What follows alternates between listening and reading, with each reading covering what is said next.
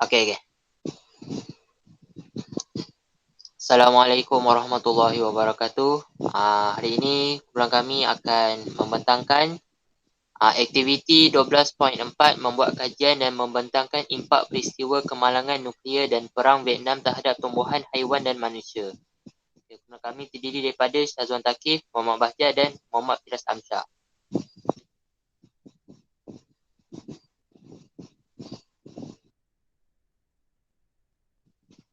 Antara peristiwa kemalangan nuklear dan perang Vietnam, yang pertama ialah penggunaan ejen Oren semasa perang Vietnam. Yang kedua ialah kemalangan nuklear di Fukushima dan yang ketiga ialah kemalangan nuklear Chernobyl.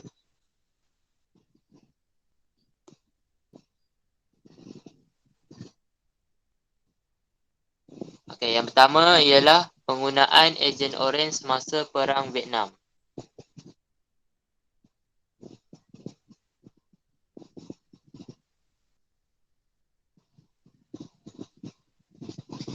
Penggunaan ejen Oren semasa perang Vietnam.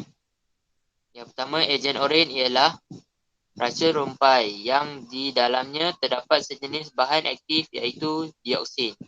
Dikatakan ia mempunyai sejumlah besar 2378 tetrachlorodibenzopidioksin atau TCDD, panjang nama. Dioksin dihasilkan daripada pembakaran sampah, pembakaran gas, minyak dan arang batu, pembakaran rokok asap serta proses pembuatan bahan di kilang. Namun kadar TCDD dalam ejen Oren adalah yang paling berbahaya dioksinnya.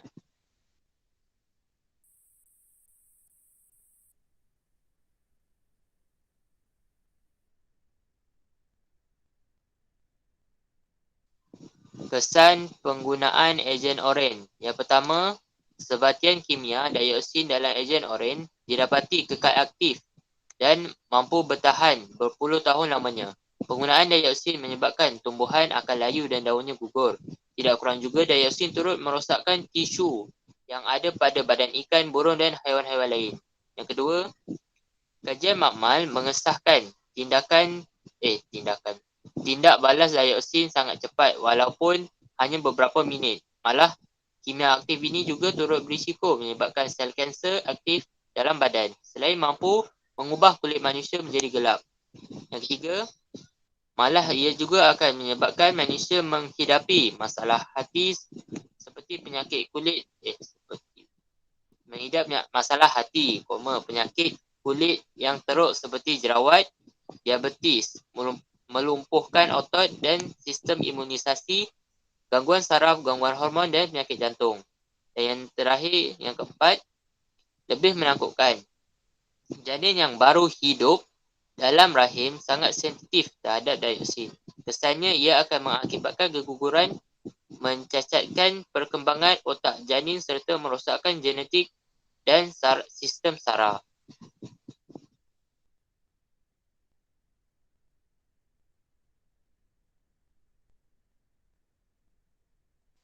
Itu gambar kejadian penggunaan ejen Oren.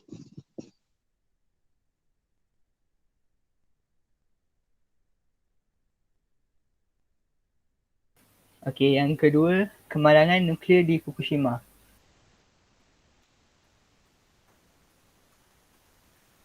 Kemalangan nuklear ni merupakan krisis pencemaran nuklear akibat kerosakan dan pelepasan bahan radioaktif di loji kuasa nuklear Fukushima akibat bencana gempa bumi dan tsunami raksasa yang melanda Jepun pada 11 Mac 2011. Loji ini terdiri daripada 6 buah reaktor air didih yang diselenggara Tokyo Electric Power Company. Pada 18 Mac, para pegawai Jepun menilai keparahan bahaya di reaktor 1, 2 dan 3 di tahap 5 pada skala kejadian nuklear antarabangsa. Okey. Pada 11 April 2011, bencana ini dinaikkan ke tahap 7 iaitu sama bahaya dengan kemalangan Chernobyl pada tahun 1986. Hasil sukatan yang diambil Kementerian Sains dan Kementerian Pendidikan Jepun, kawasan-kawasan utara Jepun terletak 30 hingga 50 km dari loji itu mendapati takat cesium radioaktif yang tinggi dan membimbangkan orang ramai. Makanan yang ditanam kawasan itu juga dilarang penjualannya. Okey, kesan dia terhadap tumbuhan. Satu kajian telah mendokumentasikan korelasi positif antara tahap radiasi di dekat lokasi bencana dan mutasi pertumbuhan di pohon cemara Jepun. Kajian ini mencari cabang bermutasi di pohon menggunakan baris dahan melintang yang menunjukkan tahun pertumbuhan. So, ada peningkatan yang ketara dalam jenis mutasi ni lepas tahun 2011. Lepas tu jumlah yang lebih tinggi di mana tahap radiasi adalah yang tertinggi. 98% pokok dekat kawasan 3.5 km daripada Fukushima Daiichi tu, daripada tempat berlaku kemalangan, mengalami kecacatan. Dos radiasi dekat kawasan ni sekitar 34 microsievert per jam. Lepas tu 44% pokok di kawasan 8.5 km dari Fukushima mengalami kecacatan. Dos radiasi di kawasan ini kira-kira 20 microsievert per jam. 27% pokok di zon 15 km dari Fukushima pula mengalami kecacatan juga. Dos radiasi di kawasan ini sekitar 7 microsievert per jam. Okey, sievert ni adalah unit yang berasal dari dos radiasi pengayon dalam sistem antarabangsa unit dan merupakan ukuran kesan kesihatan terhadap radiasi pengayon. Okey, next. Okey, kesan ke atas haiwan pula. Sejauh mana kerosakan DNA ni belum diketahui sepenuhnya. Tapi dah dilakukan sedikit pengajian, penerokaan. Okey, berdasarkan dekat sumber ni, setelah meneroka kesan pendedahan radiasi alam sekitar pada DNA babi hutan dan cacing tanah dan memeriksa cara pemindahan radioaktiviti ke haiwan ini. Okey, dia menggunakan ujian komet untuk menganalisis kerosakan DNA pada haiwan yang dikumpulkan dari kawasan dengan tahap radiasi atmosfera rendah kepada tinggi. Unit ini telah membina web makanan moden menampilkan babi hutan sebagai pemangsa teratas dan mengukur tahap radioaktif di tanah, bahan tanaman, cacing tanah dan babi hutan. Kerosakan DNA dekat babi hutan ni tak jauh beza secara signifikan antara haiwan ditangkap di dua wilayah tersebut. Tapi cacing tanah dari wilayah yang dosis tinggi mempunyai tahap kerosakan DNA yang lebih besar daripada dekat binatang di dosis rendah. Bahan radioaktif terkumpul sama ada secara langsung dari tanah atau secara tidak langsung melalui pengambilan tumbuhan. Hidupan liar yang menghuni kawasan yang tercemar secara radioaktif berisiko tinggi mengalami kerosakan DNA, walaupun risikonya berbeza antara spesies kerana perbezaan tabiat mencari makan. Okay, next. Okay, kesan kemalangan dia terhadap manusia pula, terhadap kanak-kanak. Dalam tinjauan oleh pemerintah daerah dan pusat yang dilakukan terhadap 1080 anak berusia 0 hingga 15 tahun di Iwaki, Kawamata dan di Tate pada 26 hingga 30 Mac, hampir 45% kanak-kanak ini mengalami pendedahan tiroid terhadap radiasi dengan iodin radioaktif. Pada 9 Oktober, tinjauan bermula di wilayah Fukushima. Pemeriksaan ultrasonik dilakukan terhadap kelenjar tiroid dari semua 360,000 kanak-kanak berusia antara 0 hingga 18 tahun. Ujian susulan dilakukan sepanjang hayat mereka. Ini dilakukan sebagai tindak balas kepada ibu bapa yang prihatin. Dikejutkan dengan bukti menunjukkan peningkatan kejadian barah tiroid di kalangan anak-anak setelah bencana Chernobyl 1986.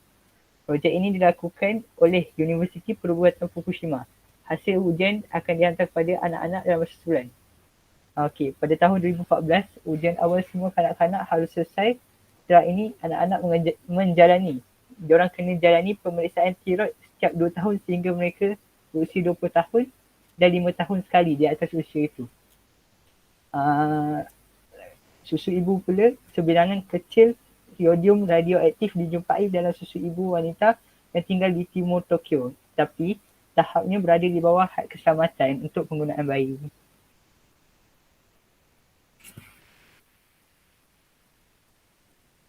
Okey, ini gambar ni. Uh, bandar Fukushima yang terbiar, lepas tu gambar nuklear yang bencana nuklear tu dengan pemindahan orang-orang kat situ.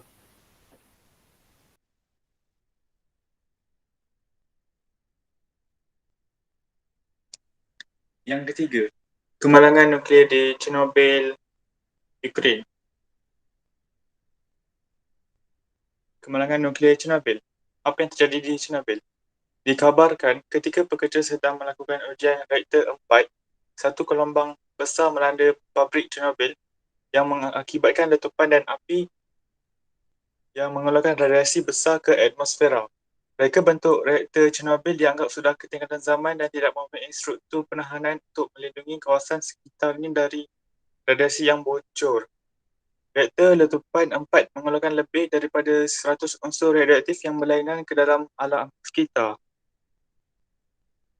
Menjelang Mei 1986, sebulan selepas bencana itu, lebih daripada 116,000 orang di kawasan sekitar 18 Batu telah dipindahkan.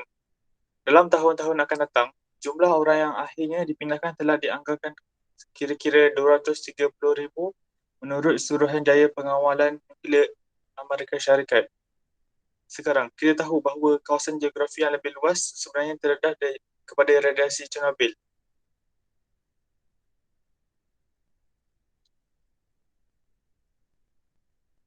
Impak kesan kemalangan nuklear Chernobyl. Beberapa ramai orang mengalami kesan kesihatan dari Chernobyl. Sebenarnya agak sukar untuk mengukur sejauh mana kerosakan kepada kesihatan manusia dan alam sekitar. Maklumat ini berbeza-beza, bergantung kepada sama ada ia berasal dari kerajaan Soviet pada masa kemalangan.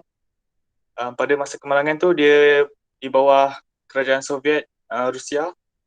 Sekarang dah jadi negara Ukraine. Kerajaan semasa, agensi antarabangsa atau kumpulan bebas. Menurut laporan PBB, daripada jumlah korban daripada Chernobyl, 35 orang diisytiharkan daripada dia berada dalam keadaan serius dan 6 telah meninggal dunia. Angka itu meningkat kepada 31 pada musim panas tahun 1986. Dan di sana tetap tiada satu pun dari ramai yang secara rasminya menyokong secara langsung korban Chernobyl yang pernah dimasukkan ke dalam senarai ini. Kematian mereka disebabkan oleh sebab-sebab lain. Kesan kepada manusia. Suruhanjaya Pengawal Salian Nuklear Amerika Syarikat melaporkan bahawa hanya kanak-kanak telah menunjukkan peningkatan dalam kanser thyroid. 4,000 kes tambahan menjadi khusus dan 99% daripada kes-kes tersebut telah sembuh. Pada tahun 2005, lebih daripada 6,000 rakyat Rusia, Ukraine dan Belarusia telah didiagnosis dengan kanser thyroid. Walau bagaimanapun, keperluan untuk mengeluarkan kelenjar thyroid kanak-kanak akibat kanser tidak dapat dilihat sebagai penawar. Dalam pengertian perkataan, kanak-kanak Chernobyl telah dan akan terus dibebani dengan masalah kesihatan akibat daripada mengubati thyroid mereka sepanjang hayat mereka. Dan setengah pakar percaya bahawa kesan genetik mungkin membawa kepada generasi akan datang. Kesan kepada hidupan liar dan fauna. Hidupan liar dan fauna di sekitar terpengaruh secara drastik oleh letupan Chernobyl. Pokok-pokok konifer yang berlebihan di lanskap sekitarnya banyak terjejas kerana kepekaan biologi mereka terhadap rendahan radiasi. Dalam beberapa hari dari letupan, banyak pokok pinus dalam radiasi 4 km mati dengan kesan pengurangan namun masih berbahaya. Diperhatikan sehingga 120 km. Banyak pokok mengalami gangguan dalam pertumbuhannya, pembiakan lumpuh dan terdapat banyak pemerhatian perubahan morfologi. Zarah-zarah panas juga mendarat di hutan-hutan. Ini menyebabkan lubang dan lubang dibakar ke dalam pokok. Terdapat banyak pengamatan dan perubahan warna pada sel, mutasi klorofil, kekurangan berbunga, pengurangan pertumbuhan dan kematian vegetasi. Ini gambar Chernobyl sekarang. Sudah ditinggalkan. Chernobyl ni dia macam bandar. Bandar. Letupan ni dia berlaku pada 26 April 1986, tak silap, pada waktu malam. Sebab saya kat Netflix ada baru keluar cerita Chernobyl. So korang boleh tonton. Sekian, terima kasih.